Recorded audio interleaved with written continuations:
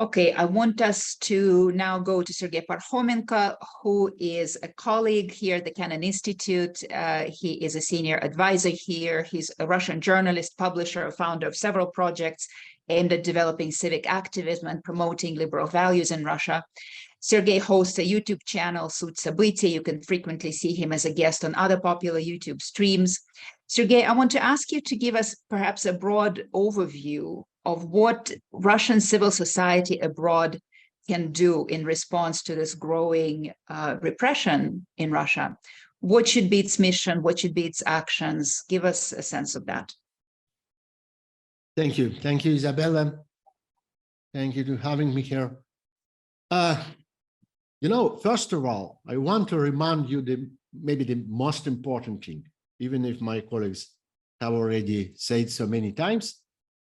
Vladimir Kara-Murze was declared a traitor to this state, not because he engaged in espionage or because he disclosed state secrets or because he let some secret document leak or anything like that. No. He got this 25 years of prison because he openly, publicly expressed his opinion in major political issues, participated in public events. Finally, he was accused and sentenced for this 25 years of prison for exactly what, for example, my colleague Ivan Pavlov or Ekaterina Kotrikadze or myself, where all three Russian citizens are doing now.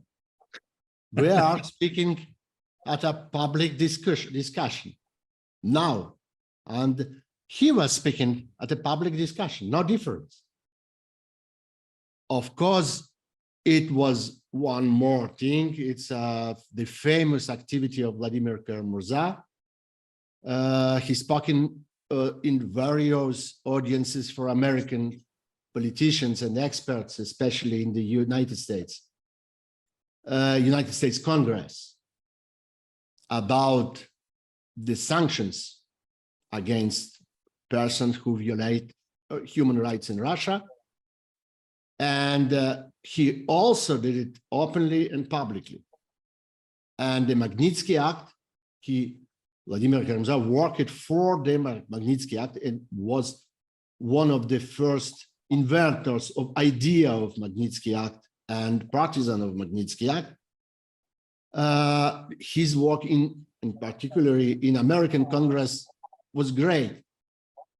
And maybe our audience not know it, but the very judge who sentenced yesterday Vladimir Kara-Murze for this 25 years of prison, Judge Sergei Podopregorov, was one of the individuals on the list of Magnitsky Act. So this sentence is a direct revenge on Vladimir Kara-Murze for his political work. That is very important. This because it's for a public work, for a public work on professional politician. 2 years ago, in order to imprison Alexei Navalny, the most famous, most active, most effective political opponent of Putin, it was necessary for Russian power, for the Kremlin, to fabricate a fraud case. Navalny is in prison because of fraud.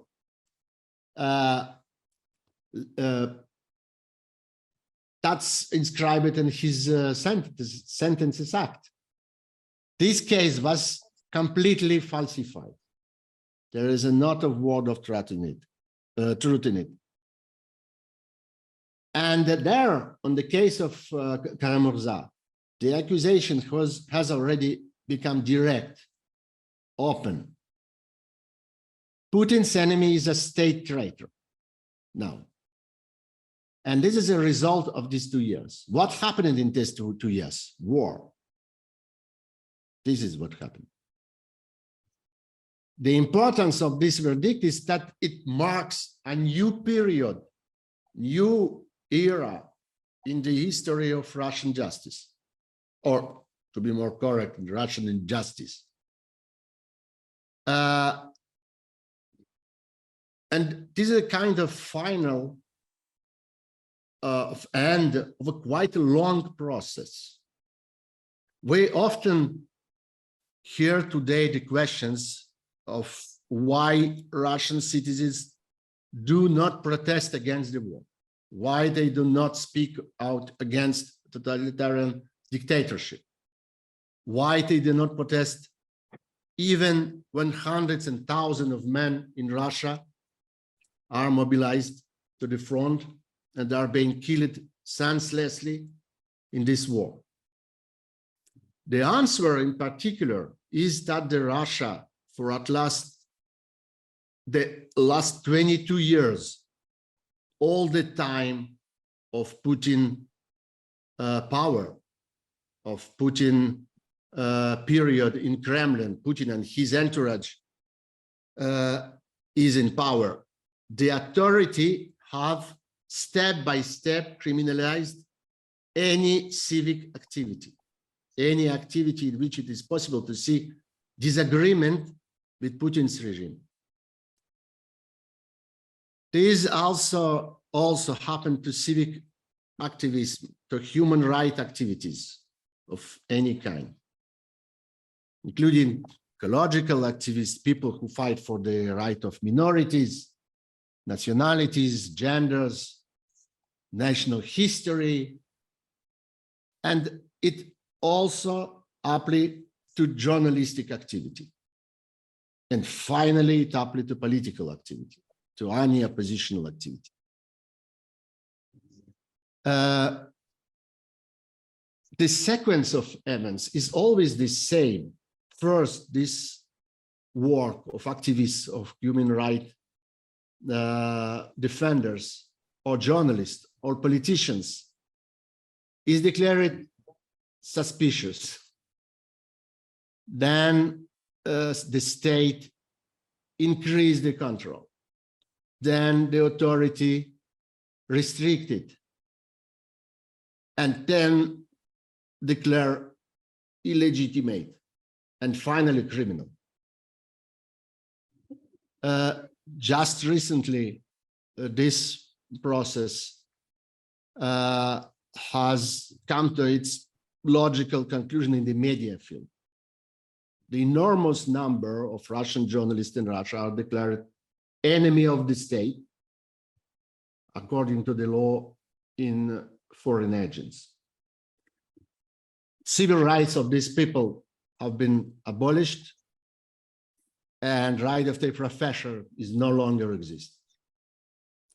There are in Russia more than 680 foreign agents in Russia today, and almost 90 indesirable organizations. Most of them are connected in one way or another with the media. I myself, I'm also a foreign agent. My number is 374.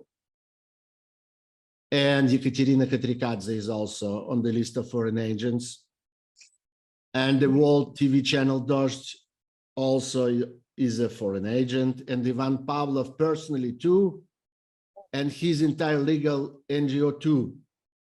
So we are 3 Russian on this panel, and there are 5 sentences of foreign agent for 3 persons. In spite of list of undesirable organizations. Yeah, okay. So 4 foreign agents and 1 undesirable organization. Okay. Yeah. Even more interesting. And so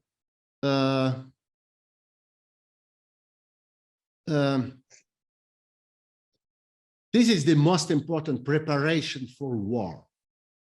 This is the this process of intensifying repressions.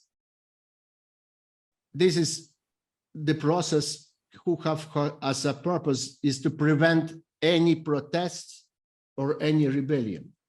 That's the That's the point of this work of state. That's the point of this changes. The opposition must be completely deprived of the activists or leaders, human rights activists or journalists or politicians.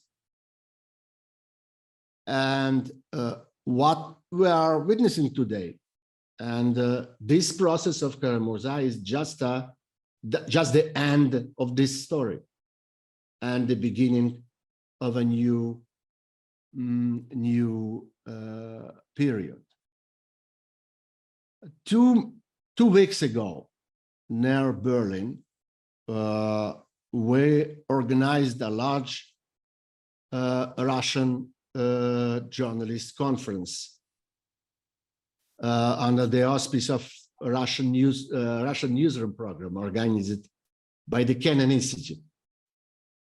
And for the most part of the participants of this conference was the journalists working in exile. Hundreds of Russian journalists left Russia after the war began. Dozens of Russian media recreated themselves in other countries. Did no work there. But there were also many journalists who continued to work in Russia, including far from Moscow in different regions of the country. The discussion of this conference showed that the professional Russian journalistic communities know very well what is the conditions under which he has to continue his work. We understand that we are in the same box, same boat with the politicians. And the hate of the totalitarian regime is now directed at us as the main enemy.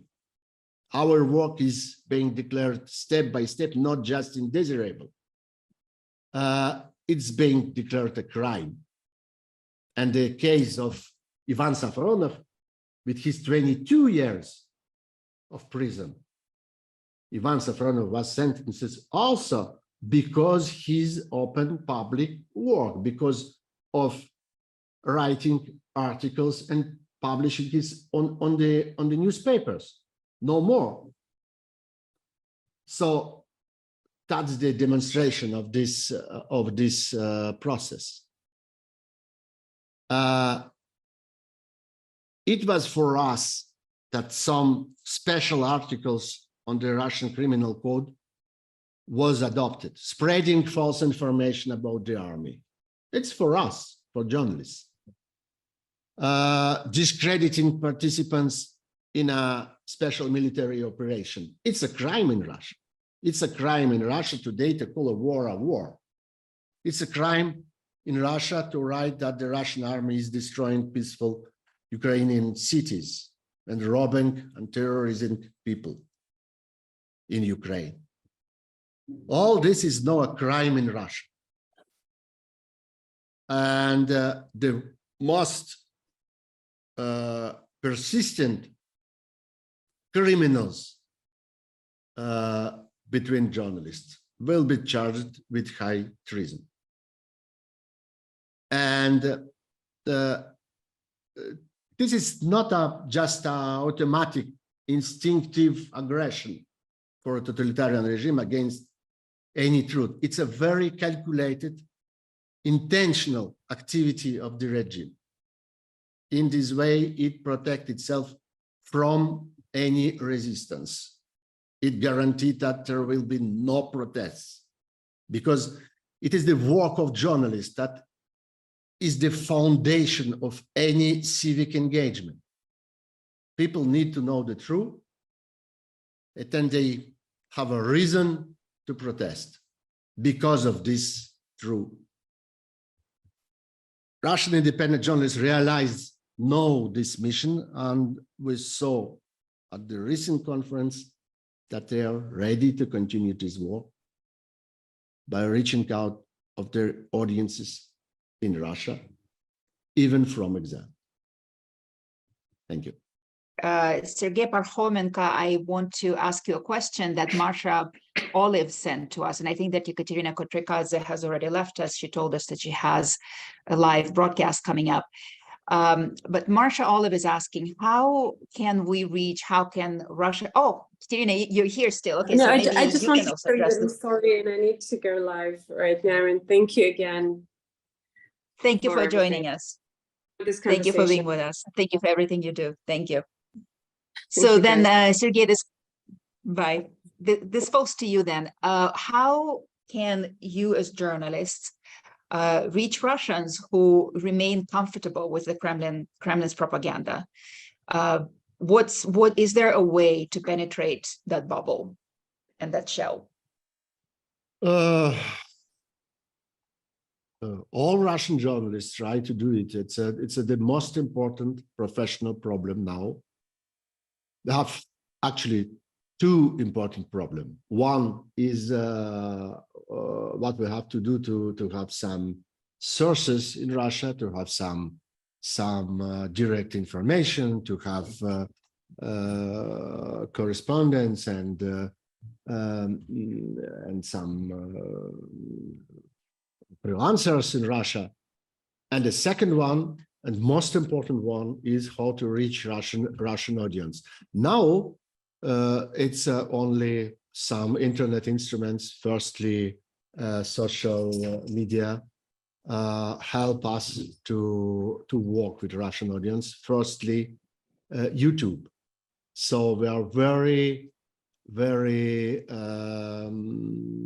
it's a very risky to have this YouTube blocked in Russia, and we have more and more rumors about it, and more risk about the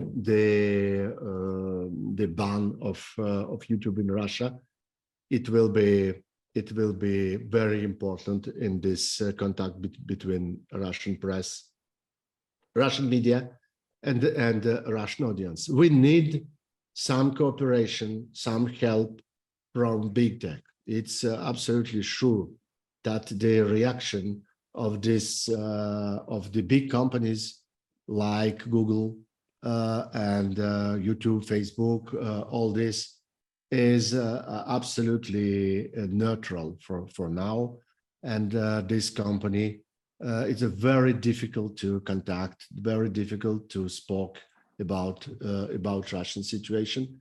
And we will try to organize some maybe some conversations, some workshop between representatives of these big tech companies and Russian independent media outside of Russia.